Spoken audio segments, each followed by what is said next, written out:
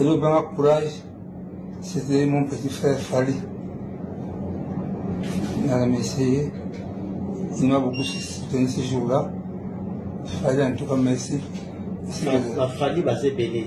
Fali, pourquoi? Il t'a soutenu. C'est là, parce que la TV, hein? A soutenir Yonani, il fallait. Pas solution. Ça direct, mais ça direct. On dit qu'on va faire en haut. Attendez message.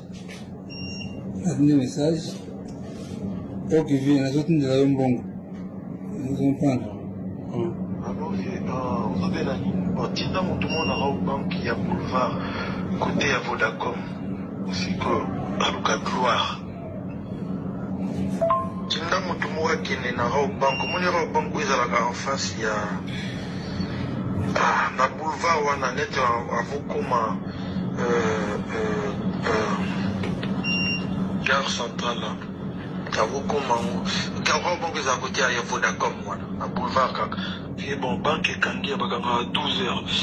Donc na paie sa numéro non pas Moutoumon au Benga. Comme ça Au monde qui est. Voilà, Fali. C'est Fali.